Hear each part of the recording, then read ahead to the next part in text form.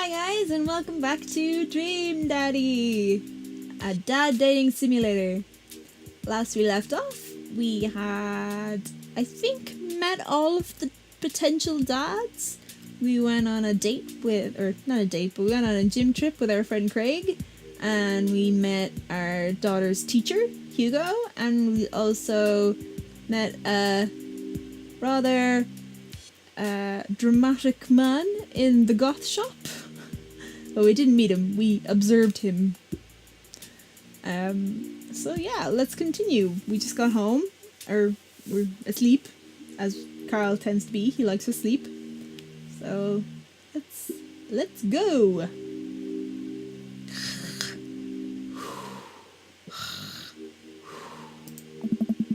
Morning, sleepyhead. 5 more minutes. You have never ever let me have 5 more minutes, so get up. Fine. We have cereal for breakfast and spend the morning putting together furniture. Amanda's much better at interpreting the tiny manuals. We're able to put together a few shelves and one desk, but I'm pretty sure it was supposed to be a bookcase. So, you excited for the cookout today?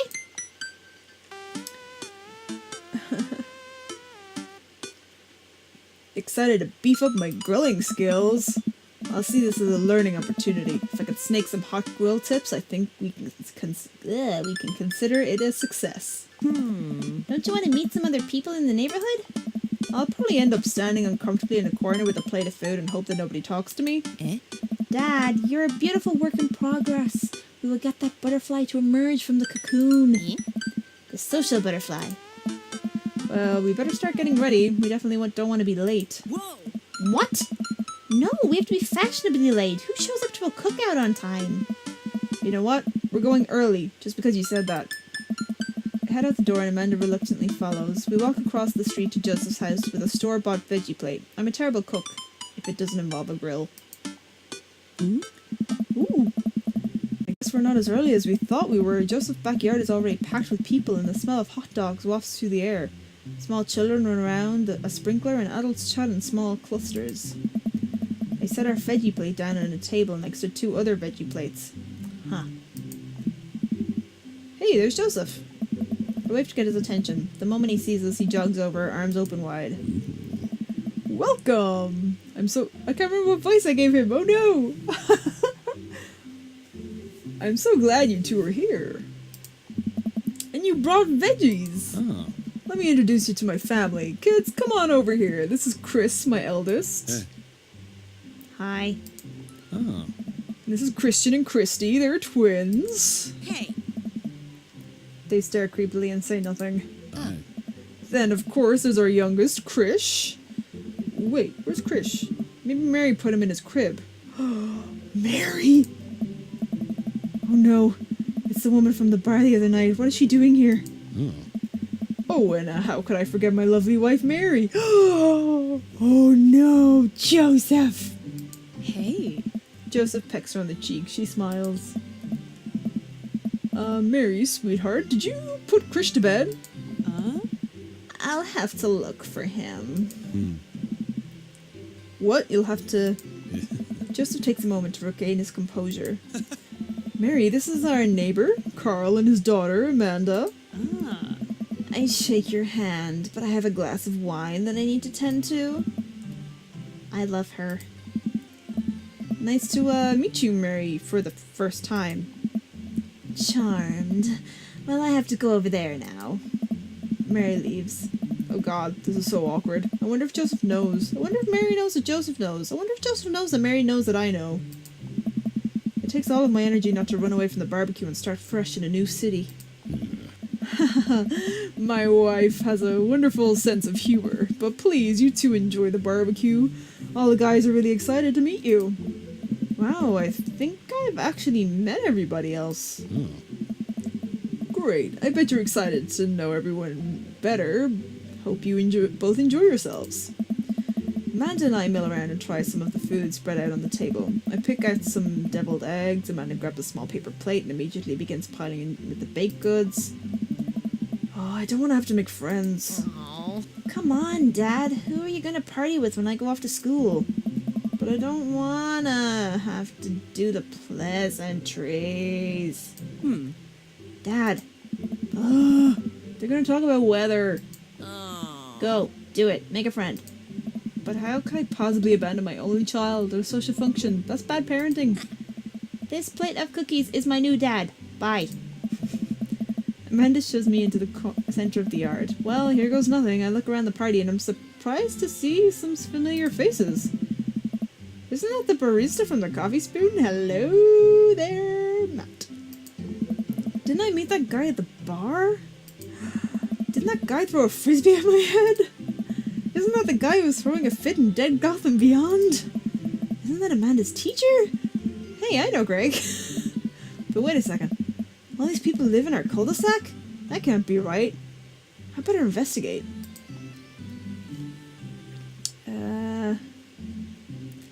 Let's talk to Matt, Hugo, and Craig. Matt, Hugo, and Craig seem to be embroiled in an intense discussion. Craig looks on, smiling politely. I walk over to say hello. Well, I don't think it's fair to try and compare two art movements like that. What voice did I give him? It was kind of Englishy, wasn't it? Periods in art only exist because they're a unique byproduct of the social and political climate of the time and place, and to try and take something like, say, a Rococo period and compare it in a postmodernism in America, you're completely disregarding the context in which a work of art is created. Matt and Hugo seem to be busy talking, but they don't notice me. Craig leans in. Dude, I have no idea what's happening. Listen to Matt and Hugo. That kind of comparison just eliminates the reason art movements were so important in the first place. You're not... Oh, I can't remember anyone's voice I gave them, oh no. You're not wrong. But I think there's no charm comparing one work of art to another. You could definitely say one painting is better than another if you're evaluating technical skill from a purely formalist standpoint. If I showed you a Matisse and then something by a Dutch masters, which one would just say shows more technical prowess. Nice. I am lost right now. I shoot a word glance over to Craig, who returns it. Well, sure, you could say that the Dutch masters were technically more skilled, but I would argue that while the Dutch masters were better painters, Matisse had better paintings overall.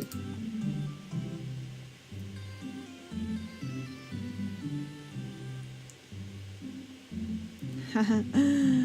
I have no idea what you guys are talking about. We were discussing the importance of context when talking about artwork. Listen, all I asked was if you... I can't speak. Listen, all I asked was if you liked Van Gogh or Picasso better. Oh. Hugo throws his hands in frustration. But they represent two completely different art movements. How could I possibly choose between the thick, creamy impasto of post-impressionism and the abstraction beauty of cubism? Man, that's all way above my head. Me too. It's all good, man. The cool thing about art is that we all perceive it differently. A single piece could have a totally different effect on each person that looks at it, and that's awesome. Just 1 minute about that. Hugo, please. Oh. Sorry. I get really fired up about art stuff. Carl, how are you liking the neighborhood? It's pretty nice. Everyone's been super friendly. Hey, Seems like your daughter's fitting in just fine. Matt points across the yard to where Amanda, Daisy, and another young girl are playing. They are sit cross-legged in the grass, picking weeds and weaving them into little flower crowns. It's pretty adorable. The girl I don't recognize jogs over to us. Hey. What is it, sweetheart? It's a flower crown. I thought you looked cute in it. Oh, she's adorable! Hey. Well, there's only one way to find out. Matt takes the flower crown and places it on top of his head. Am I cool now? The girl stares at him, thinking it over. Nope. But you're slightly less than cool than you were before you put it on. Hey. He's got a flower crown! Hey, Carl, this is my daughter. Hello. I'm Carmenista. Amanda comes over with Daisy in tow. Dad, look, I'm making friends. Are you making friends? You better be making friends. Yeah, actually, Amanda, you remember the cool barista from the coffee shop and my old college friend and your teacher? Oh, hi, Mr. Vega. I didn't realize we were neighbors. Ah. Yep. You still gonna give me that overdue term paper? Great seeing you! Amanda finger guns away out of the conversation like a champ. She learned the finger guns move from me. I'm very proud. Oh. She's definitely a charmer. Speaking of which, where did my son go? Whoa. Hugo looks around the party. He must finally spot him because his eyes go wide. Sweet Manchego. Ernest Hemingway Vega, are you smoking? Hmm? Ernest is holding a lit cigarette. No. I see Ernest across the way. He casually takes a long drag of a cigarette and then flicks it into the gutter. Unbelievable. Excuse me. Hugo marches over to Ernest and I turn my attention to Matt and Craig. Kids, right? Hey. Man, I do not envy Hugo. The last barbecue we had, Ernest tried to shove a sparkler down Joseph's pants. Nearly burned down half the yard. Oh. And then Craig we had before that. And then Craig? And the barbecue we had before that, he actually burned down half the yard. And then spread onto my lawn, burned down half my yard too. Hugo walks back over to us, practically dragging Ernest behind him. Oh. Hey everybody, sorry about that. Carl, this is my son Ernest. Hello. Ernest looks away, sulking, his hands shoved deep in his pockets. Hugo nudges him impatiently. Hey. Nice to meet you, Ernest. What grade are you in? Doesn't matter. Oh. Ernest. Okay, I'm in 8th grade. God, are you happy now? I'm sure we were just dying to know. Yeah, good for you. Can I go now? I'm tired of talking to old dudes who blame my generation for the failing economy. Ouch. Ernest! Oh yeah, because I'm totally embarrassing you. Ernest puts earbuds in and storms off to stand in the corner. Well, that was certainly something. He seems nice. Hugo puts his head in his hands and sighs. Oh. I'm so sorry. He's having a really tough time. As much as I want to be a cool dad, I have to be the authoritarian dad, and he clearly resents me for it. I mean, I think as a dad and a teacher, that's about as authoritarian as you can get. Honestly, if there are any cool dads, is it even possible to be a cool dad? What? I'm cool as a cucumber. Hey, dude. See? That right there. You can't say that. I don't know. My kids think I'm cool. But for how long, Craig? How long do we get to be the cool dads? I don't know. I don't know. Hey. I think we just have to accept the fact that as dads we've become the machine we once raged against and accept our fate to unironically wear socks with sandals. Your kids may think you're cool now, but the moment they hit puberty, you're doomed. Amanda's 18 and she still thinks I'm cool. Nice. I yell across the yard to my daughter. Amanda! I'm cool, right? Amanda just laughs. She keeps laughing. I see your point. Oh. As much as we all want it, I don't think it is important to be a cool dad as it is to be a good dad. We can't all be the best friends with our kids. It just doesn't work. I mean, look at me and Ernest. Our job as a parent is to make sure our kids turn out okay. Yeah, you're right. But it'd be nice to have it both ways. Hearing these guys talk about this makes me think of my relationship with Amanda. We get along so well, but there might come a time when it won't be like that. Is college when that happens? Do let us eat up your time, Carl. Go meet some of the other people around the neighbourhood. Let's talk to Robert and Brian. I glance across the yard and notice Robert and Brian chatting over drinks. Man, I don't think I want to deal with being one up by Brian or whatever happened with Robert last night. Oh no, they caught me staring. Oh no, Brian's waving me over. Shoot. I flash a smile and walk over to them. Hey, guys. Carl! How the heck are you? Settling in the neighborhood alright? Oh, you betcha. Got the living room in order at least. That's great to hear. I've been doing some living room work as well. Finally got the 50-inch in there. The game looks great in high def. Oh boy. Carl, have you met Robert yet? Yeah, we've met. Robert regards me over his whiskey. Good seeing you again. We were just talking about my most recent camp trip. Spent a night out in the woods with Daisy and Maxwell. She's definitely an outdoorsy one. Even caught her first fish. good to see you talking your daughter out like that. I bet she loved it. Or taking your daughter out like that. I bet she loved it. There. It's great that she loves the outdoors. Mine loves being inside. Brian raises an eyebrow at me. Being inside, making art. She won a local competition for that art. Yep. Did I put it on too strongly? Robert stares at me blankly for a second. Hey. Anyway, I haven't gone camping in years, not since the last time. Same here. Well, things change once you have Wait, what happened the last time? Robert takes a long sip of whiskey. Well, Johnny Boy and me were out in the back country. Johnny Boy's a strong kid, met him in my army days. Comes from Kansas. They build him tougher out there. Anyway, things go south pretty quick. Johnny Boy breaks his ankle and the rope bridge snaps. You can see the bone popping out through the skin. Johnny Boy screaming now, crying for his mama, losing blood. We're 2 days out from the next living soul, and here I am with my dear friend bleeding out in front of me. I mean, I've dressed the wound, but now I got a fireman carry a 6-foot, 880-pound man over some of the toughest terrain I've ever been in. I won't lie to you. There were moments during those 2 days when I thought about leaving old Johnny Boy. But you build a bond with your brothers in arms, and that bond never breaks. I got that boy back to civilization, but I lost some of me out there. I guess that's camping for you. Brian and I stare in disbelief. Robert takes another long sip of whiskey. I'm just kidding. My friend John and I went inner tubing down a river, and he lost a flip-flop. Missed that kid. Brian and I laugh nervously. Or am I kidding? Brian and I tense up again. I'm kidding. Phew. Amanda and Daisy barrel up to us laughing. Daisy's holding a paper plate in front of her like a steering wheel. We gotta get off this haunted truck. Oh no, the ghost locked the doors. Quick, hit the emergency escape button. But trucks don't have emergency escape buttons. Then hit the brake, I guess, and then we'll get out of the truck. The imaginary truck. Anyway, we're safe from the ghosts. But how will we ever survive the Arctic tundra? Daisy, you might have to eat me. Are you prepared to do that?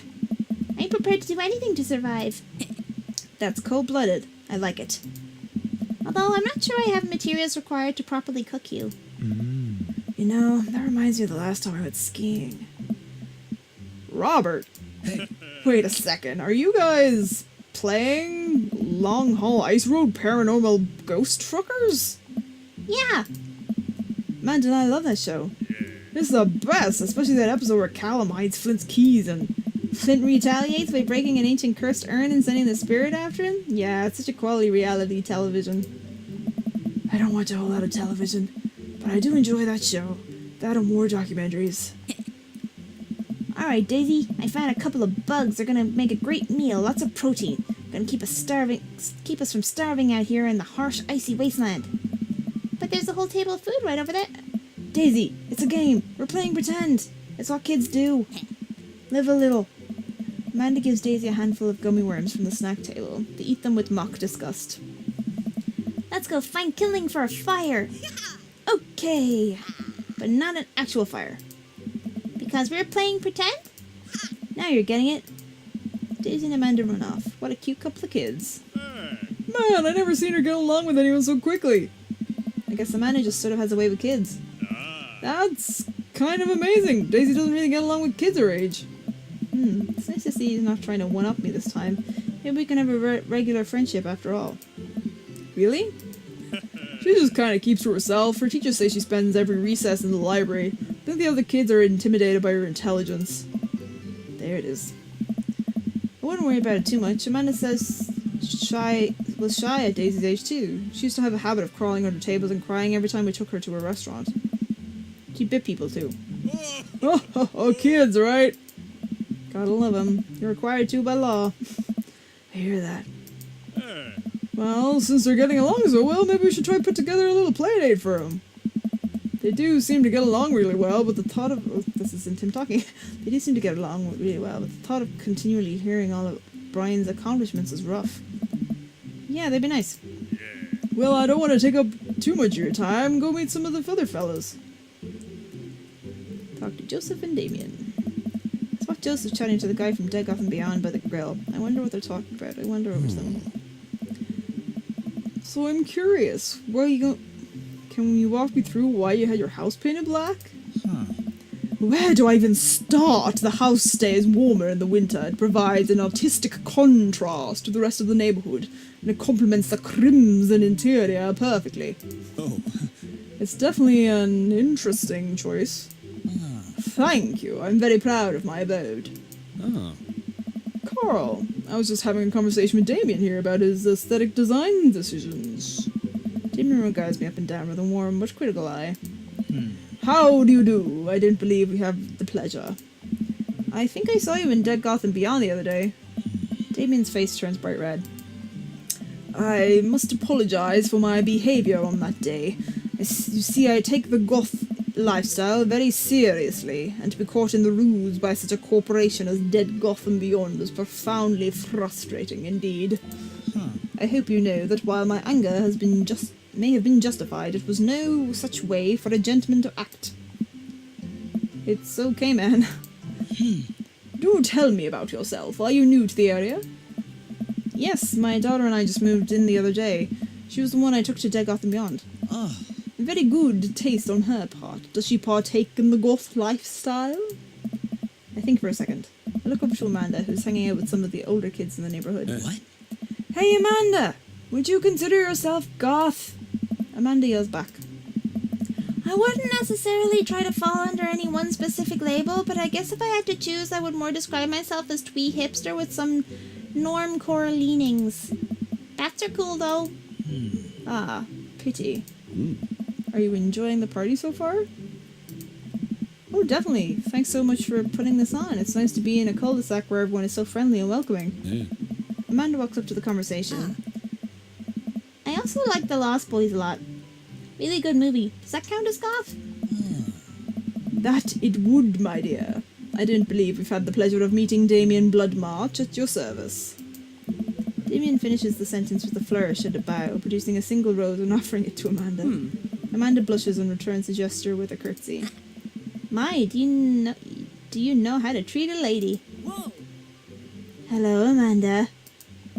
Seemingly out of nowhere, Joseph's twin kids appear. Are they speaking in unison? What? Hey. Won't you come play with us? Come play with us. Forever. Guys, enough with the creepy twin shtick. We've talked about this. Christian and Christy slowly back away. Where do you think they got that from? Mary pops into the conversation, wine in hand. I don't know. Mary takes a long sip of the wine. I think I might have taped over VeggieTales VHS with a Shining. Who knows? She takes another sip of her wine. Where's Krish? Give it a rest. Wasn't he with you? You had him a moment ago. He's probably stuffing dirt in his mouth. He'll be alright. Toddlers are pretty resilient. Mary tips the glass to me. Hey, my first time to the rodeo. It's my 5th. I have squeezed 4 little... Sweetheart, would you do me the favor and please find Krish? That would be great. I'm sure he's fine. Mary? Okay, jeez. Mary finishes a wine and wanders off. Dad, can we go? Ah, Lucien, I have introduced you to Carl, yet? Hey, it's a punk from Amanda's school. I remember you. Whatever. That is no way for a young man to speak to his elders. Be polite. Lucien bows. Whatever, sir. Lucien bows again. Mr. Christensen, may I have a veggie burger, sir? Coming right up, bud. Are you vegetarian? Yep. Make that 2 veggie burgers. Did you know that some people in the Victorian era were vegetarians? They described carnivorous type people as bloodlappers. Dad. Aye. That's really interesting, Damien. Joseph turns to the grill. Just a hint of a tattoo peeks out from underneath his sleeve. I can't believe I didn't notice it before. Looks like the bottom of an anchor. Whoa, is that a tattoo? Hey. Yep, I wasn't always the East Pastor, you know. That's so cool. Want to see mine? What? What? soon pulls back some rubber bracelets, revealing a lopsided 666 in black ink. My buddy gave me a stick and poke tattoo last week. I think it's healing up pretty good. Lucian! Oh, no. We'll talk about this later. Yeah. That's pretty cool. What's the significance of the tattoo? I don't know. I just thought it looked sick. Well, in my opinion, the only reason you need to get a tattoo is because you want one. Careful though, that number carries weight. Man, Joseph is way cooler youth pastor than I thought. I just figured youth pastors popped out of the womb with a Bible. Wonder what he did before preaching. Oh. And without further ado, let's work some magic. Joseph closes his eyes, takes a deep breath and gets to work. With the greatest of ease, he sets patties on the grill, flourishing as he flips his spatula in the air. It's easily some of the best grill work I've ever seen. You guys think it's my first time in front of a grill? He's working faster now, effortlessly tossing cheese into patties and perfectly grilling onions on the side. One after another, the dads take notice and crowd around Joseph to admire his masterful technique. Oh. You probably didn't know this, Chris? Or Carl? But Joseph's known around here for his grillmanship. He's ungrillable. Bro. I've tried to get on his level, but I can't catch up. Hey. Let us keep studying. He has a rare quality about him. Mustard, we keep talking about this. Can't we just appreciate the artist? Hey. I've never seen him make a mistake. Okay, we need to stop getting too cheesy. Please, stop. All of the children at the party boo the glorious display of puns in unison. Alright guys, the food's ready. Please form an orderly barbecue. Amanda groans. We all grab our food and hang out, enjoying perfectly cooked cheeseburgers. Hey. Man, it's so wild how all of us dads live in the same cul-de-sac. Hey.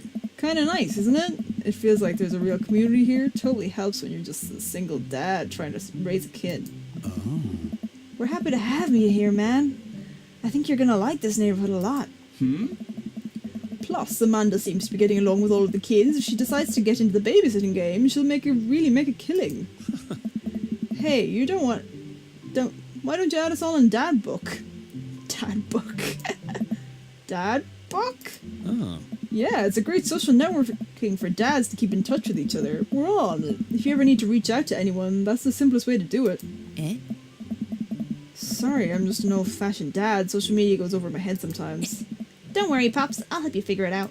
The rest of the barbecue goes smoothly. We all trade stories and drink beer as our kids play on the lawn. Amanda breaks up a fight between Carmencita and those weird twins. I think they wanted her soul.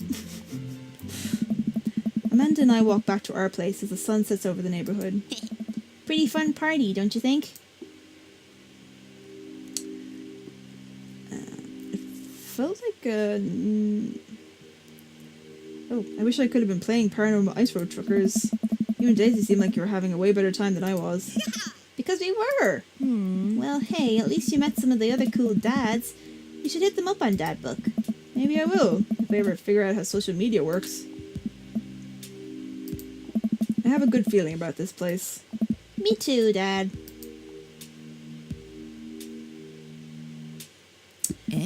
Okay, I'm going to leave this episode here. Thank you all for joining me once again. We had some lovely conversations with our dads and mixed up many accents and voices. But hey, we're getting the gist. So if you'd like to see more, subscribe and toodles for now. Bye!